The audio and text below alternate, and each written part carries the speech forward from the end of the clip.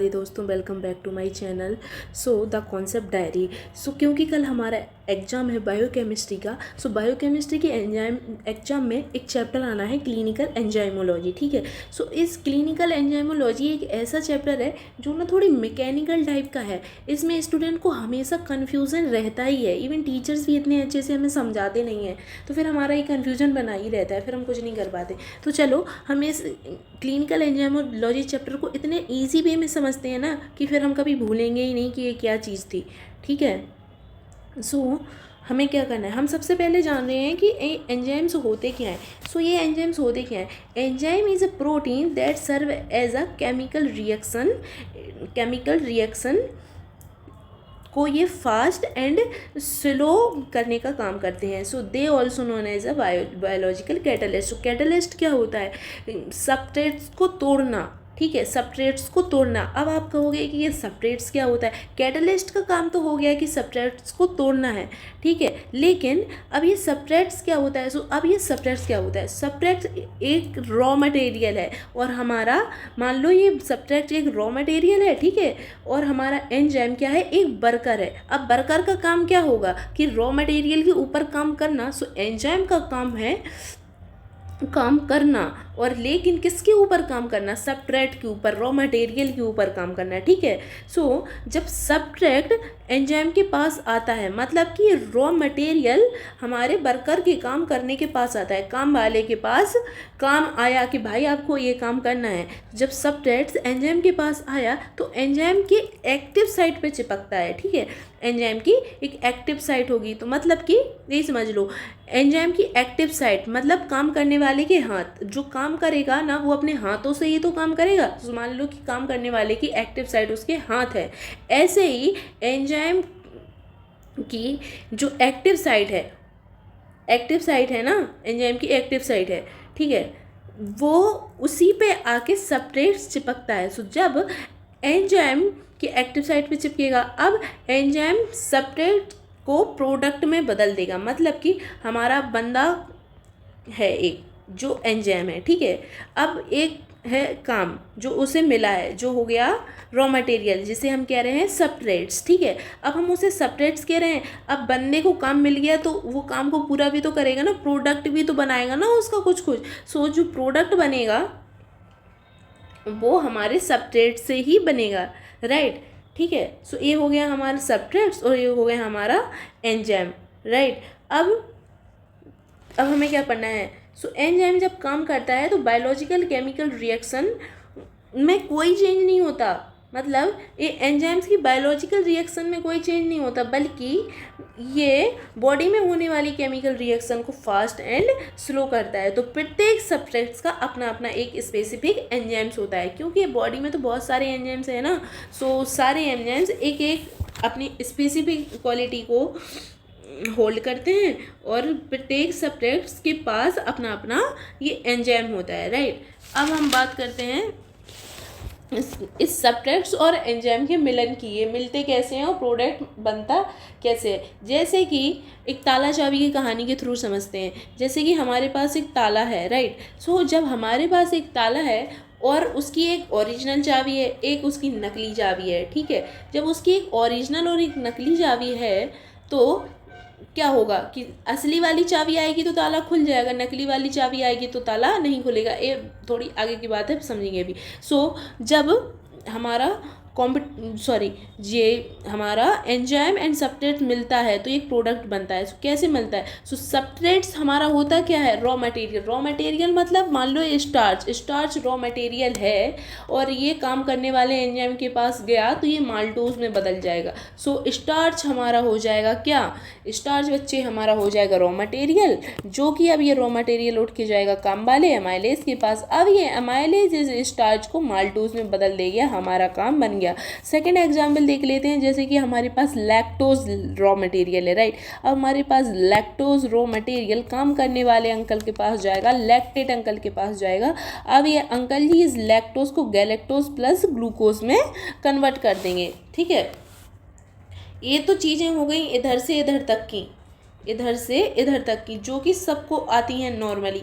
अब हम बात कर रहे हैं इनहिबिटर्स की। ओके,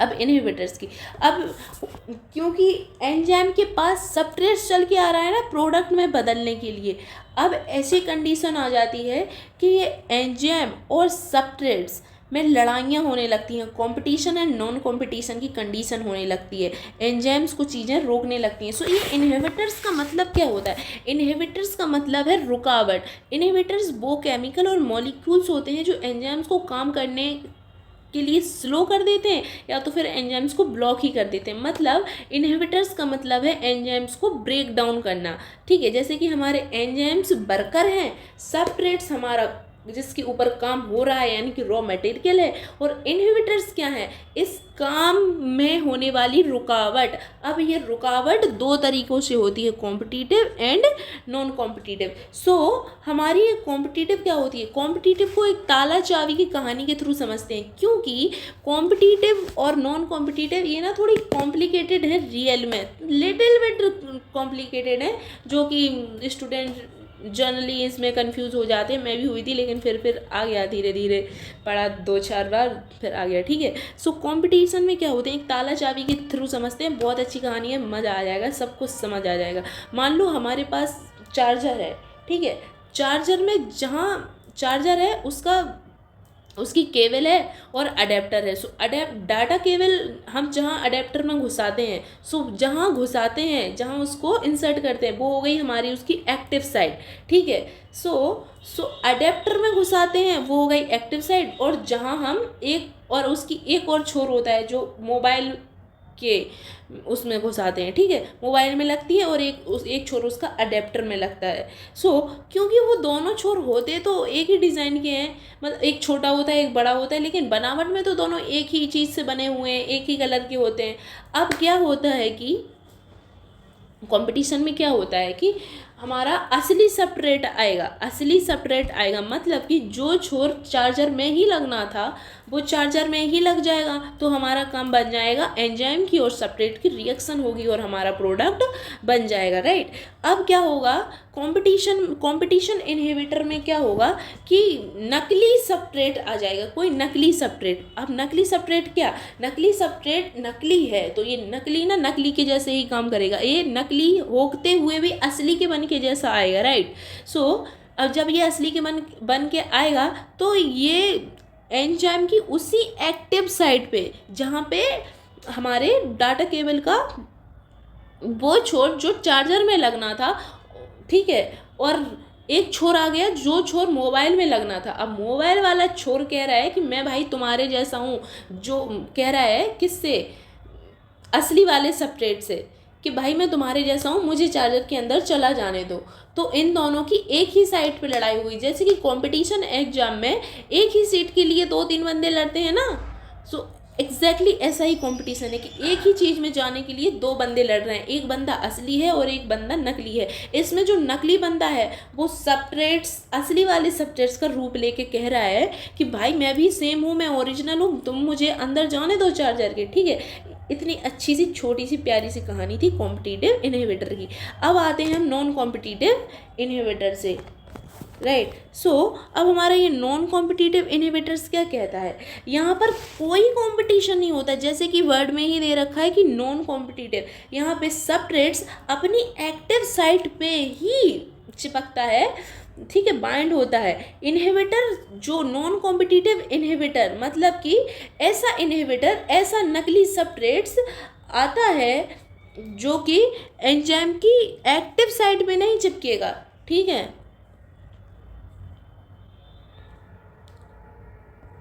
ये चीज़ देखो, ये हमारा एंजाइम है, राइट, ये चीज़ हमारी एंजाइम है, ठीक है, और ये हमारी एक्टिव साइट है। अब जो ओरिजिनल सबस्ट्रेट्स आएगा वो एंजाइम की इस एक्टिव साइट पे चिपकेगा, ठीक है। जो हमारा नकली सबस्ट्रेट्स होगा वो भी इधर ही कहेगा कि भाई मुझे भी जाने दो, मैं तो असली हूँ। तो इन दोनों का, असली वाले सबस्ट्रेट्स का और नकली वाले सबस्ट्रेट्स का कॉम्पिटिटिव इनहिबिटर में इधर पे ही लड़ाई हो जाएगी, इधर पे ही इनका कॉम्पिटिशन चल जाएगा, राइट। अब बात आती है कि नॉन कॉम्पिटिटिव इनहिबिटर्स की।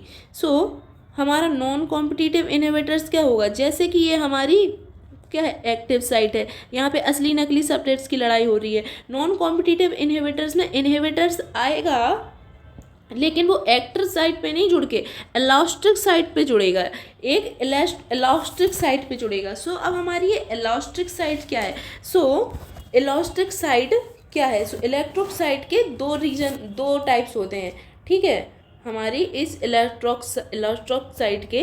सो देखो हमारा ये एंजाइम था, यहाँ पे ये सब्सट्रेट था, ये इलास्टिक साइट क्या थी हमारी? इलास्टिक साइट क्या है? It is a regulatory site. ये रेगुलेट करती है कैसे? एक्टिवेशन और इनहिबिशन के थ्रू। किसको? एंजाइम को। ये इलास्टिक साइट में मॉलिक्यूल्स होते हैं, कुछ मॉलिक्यूल्स होते हैं जिन्हें हम इफेक्टर्स का नाम देते हैं। सो ये इफेक्टर्स कुछ नहीं है, ये मॉलिक्यूल्स का नाम है, राइट, जो एंजाइम्स को की एक्टिविटी को कंट्रोल करते हैं, यानी कि फास्ट और स्लो करते हैं। फास्ट किस में होता है? एक्टिवेशन में। इनहिबिटर्स मतलब रुकावट में तो चीज़ स्लो ही होगी, ठीक है। सो अब हमें इतना समझ में आ गया ना कि इफेक्टर्स क्या होते हैं और हमारी इलास्टिक साइट्स क्या है। इलास्टिक साइट्स यानी कि एक साइट है जहाँ पे ये इफेक्टर्स नाम के मॉलिक्यूल्स हैं जो कि एंजाइम्स की एक्टिविटी को एक्टिवेट और इनहिबिशन का काम कर रहे हैं। एक्टिवेट मतलब एंजाइम की स्पीड को स्लो। सो किसके लिए एंजाइम की स्पीड को स्लो? सबस्ट्रेट से बाइंड होने की स्पीड को स्लो, प्रोडक्ट बनाने की स्पीड को स्लो, कि एंजाइम्स हमारा किस तरीके से काम कर रहा है। So effector is remote control of the enzyme के, राइट। और इनहिबिटर को इन्हीं चीज़ों को रोकना कि जिस तरीके से आप एंजाइम सब्सट्रेट के साथ रिएक्शन कर रहा है उसको रोकना, कम करना, ठीक है। इतना हो गया हमारा। अब बात आती है कंपटीशन एंड नॉन कंपटीशन हो गया। अब हमारी बात क्या आती है? हम ना एक डायग्राम इसके थ्रू, इस चार्ट के थ्रू समझ लेते हैं। सो हमारी वी मैक्स की कंडीशन आती है एक एंजाइम्स में। कंपटीशन में एक नॉर्मल कंपटीशन में एक वी मैक्स की कंडीशन आती है। सो ये क्या है? ये हमारा एक देखो ये चार्ट हो गया, x axis y axis, right. So ये हो गया हमारी सब्सट्रेट्स की कंसंट्रेशन। सो सब्सट्रेट्स क्या था? हमारे पास रॉ मटेरियल जिस पे एंजाइम को काम करना है, जिसका यूज़ करके हमारे एंजाइम्स को प्रोडक्ट में बदल देना है। सो ये हमारा सबसे कंसंट्रेशन मतलब गाढ़ापन या पतलापन। सो रॉ मटेरियल का गाढ़ापन या पतलापन से, और ये हो जाएगा, इधर हो जाएगी हमारी रेट ऑफ रिएक्शन किसकी? ये हो जाएगी हमारी रेट ऑफ रिएक्शन एंजाइम की और सब्सट्रेट की जो रिएक्शन हो रही है ना प्रोडक्ट बनने के लिए, उसकी रेट मतलब क्या? उसकी होने की कंडीशन, राइट।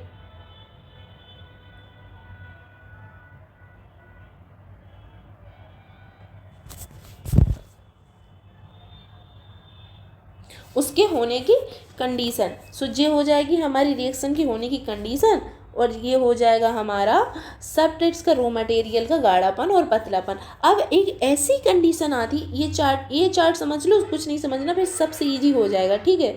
सो ये हो जाएगी हमारी ये वाली कंडीशन। सो क्या होता है अब जैसे कि एक एंजाइम है, क्योंकि प्रत्येक सब्सट्रेट्स के पास अपना अपना एंजाइम है, मतलब हमारे पास काम है। अब हमारे उस काम को करने के लिए हमारे पास प्रत्येक बंदा है। हमारे पास अगर 5 काम है तो 5 काम को करने के लिए हमारे पास 5 बंदे हैं। तो ठीक है, क्योंकि हमारी बॉडी में अनलिमिटेड एंजाइम्स होते हैं और सब्सट्रेट्स भी अनलिमिटेड होते हैं। सो प्रत्येक सब्सट्रेट्स के पास अपना अपना एक एंजाइम्स होता है, ठीक है। अब कंडीशन क्या आती है कि एंजाइम को सब्सट्रेट्स मिल रहा है, ठीक है, एंजाइम को सब्सट्रेट्स मिल रहा है, तो उसकी एंजाइम की स्पीड यानी कि उसकी रेट, उसकी इफिशियंसी, उसकी क्षमता पूरी 100% काम कर रही है। वो उस काम को करने में एक एंजाइम एक सब्सट्रेट से प्रोडक्ट बनाने में अपनी पूरी 100% सामदान दंड भेद लगा देता है। सो अब एक ऐसी कंडीशन आती है, इधर से समझना बहुत अच्छी, मेन डाउट है ना जो चीज़ का, सिर्फ इसी जगह पे होता है, ठीक है।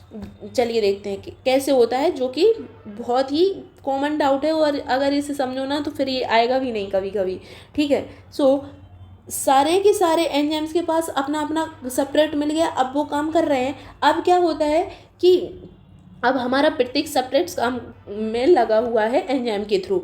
अब क्या होगा कि एंजाइम, एक कंडीशन ऐसी आएगी कि हमारे सारे एंजाइम अपने काम में बिजी हो जाएंगे। अब हम इन एंजाइम्स को चाहे जितना और काम दे दें तो क्या हमारे एंजाइम्स की रेट ऑफ रिएक्शन पे कोई फ़र्क पड़ेगा? नहीं पड़ेगा ना, क्योंकि उन्हें अब मतलब नहीं है। अब उन्हें काम मिल गया था तो वो 100% अपने उसी काम में लगे हुए हैं। अब तुम उन्हें कुछ भी टॉर्चर करते रहो, चाहे जितना सब्सट्रेट देते रहो, भाई वो कहेंगे मैं नहीं कर रहा, मेरे पास पहले से ही ऑलरेडी काम है, मैं उधर बिजी हूँ, अब मुझे तुम चाहे कुछ दे लो, मेरी रिएक्शन में कोई बदलाव नहीं होगा।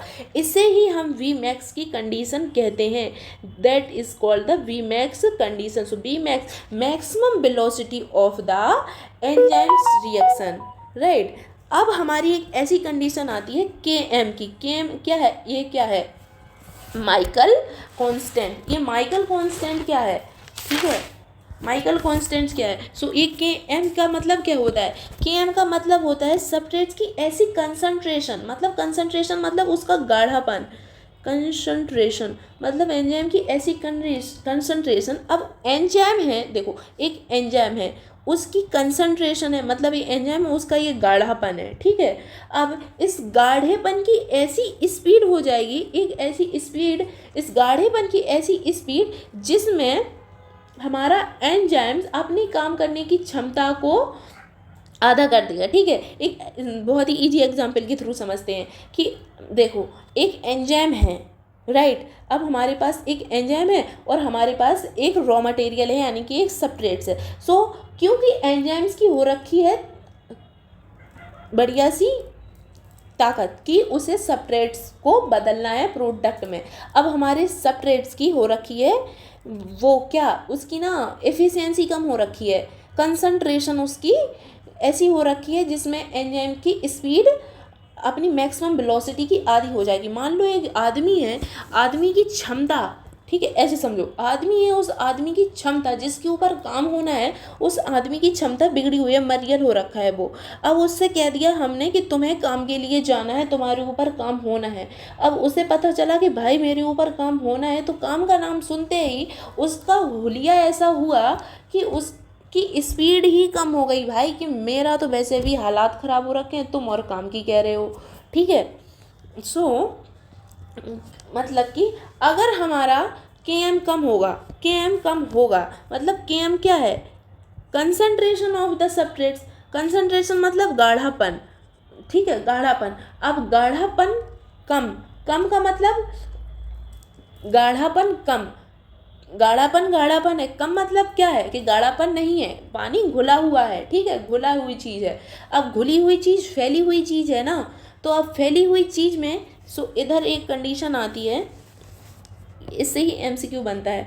Km अगर हमारा कम है तो एफिनिटी ज़्यादा है, राइट। सो अगर हमारा Km कम है तो एफिनिटी ज़्यादा है। सो इस एफिनिटी किस चिड़िया का नाम है? हम एफिनिटी किसकी बोल रहे हैं? सो एफिनिटी मीन्स एंजाइम्स की एफिनिटी फॉर इट्स सब्सट्रेट्स। मतलब एफिनिटी का मतलब क्या होता है? बॉन्ड बनाने की इफिशियंसी, बॉन्ड बनाने की क्षमता, कि हमारा एंजाइम्स सब्सट्रेट से कैसे जुड़ेगा। सो अगर हमारी कंसंट्रेशन कम हो जाएगी, मतलब कि कंसंट्रेशन कम यानी कि पतलापन, ठीक है, ऐसे बिल्कुल साधारण से समझो। पतलापन यानी कि पानी फैला हुआ, और साधारण से समझो मतलब कि लोग हैं, लोग फैले हुए हैं। जब फैले हुए लोग हैं, ज़्यादा लोग हैं, फैले हुए लोग हैं, तो जाहिर सी बात है फैले हुए लोग में बॉन्ड बनाना हमारा आसान हो जाएगा, बॉन्ड ज़्यादा बन जाएंगे, जल्दी बन जाएंगे। अब एक और कंडीशन है कि अगर हमारा Km ज़्यादा हो जा रहा है, Km ज़्यादा हो रहा है मतलब कि कंसंट्रेशन ज़्यादा। Km का मतलब तो यही था ना कि सब्सट्रेट की कंसंट्रेशन ज़्यादा, मतलब कि उसका गाढ़ापन। अब गाढ़ापन मतलब कि उसके पहले, गाढ़ापन क्या मतलब पहले ही से चीज़ें बॉन्ड में है, कंजस्टेड हो रखी हैं। अब कंजस्टेड लोगों में आप क्या ही बॉन्ड बना लोगे, उन लोग का तो पहले से ही बॉन्ड बन रखा है। तो मतलब ज़्यादा Km is equal to low affinity. Low affinity मतलब कि उन लोग का पहले से ही बॉन्ड बन रखा है, अब आप और बॉन्ड नहीं बना सकते। कितना इजी वे में समझाया। अब ऐसे ही इसके बहुत सारे से MCQ बन जाएंगे हमारे, right. So thank you for the listening. So मुझे लाइक एंड सब्सक्राइब से कुछ नहीं करना, बस आपको समझ में आना चाहिए। सो और एक्चुअली मैं तो ये सब वीडियो ना अपने लिए ही डाल रही हूँ क्योंकि पढ़ाने से मेरा ना कॉन्सेप्ट दोबारा से रिवाइज हो जाता है, मैं भी थोड़ा अच्छे वे में उसको एक्सप्लेन कर पाती हूँ। बस इतना ही चाहिए, लाइक सब्सक्राइब फलाना ढिकाना कुछ नहीं चाहिए मुझे। बस अगर कोई जेन्युइनली समझना चाहता है तो समझ ले, क्योंकि मेरा भी ये स्टार्टिंग फेज़ है। अब जैसा है भाई यही है, लाइव तो मैं पढ़ा नहीं रही हूँ कि क्लास में खड़े होकर पढ़ा रही हूँ। और ऐसा होता है कि क्लास में पढ़ाओ तो हमारा फेस टू फेस कनेक्शन होता है तो जल्दी समझ में आ जाता है। अब भाई ठीक है, जो भी है, राधे राधे, बाय बाय, टाटा।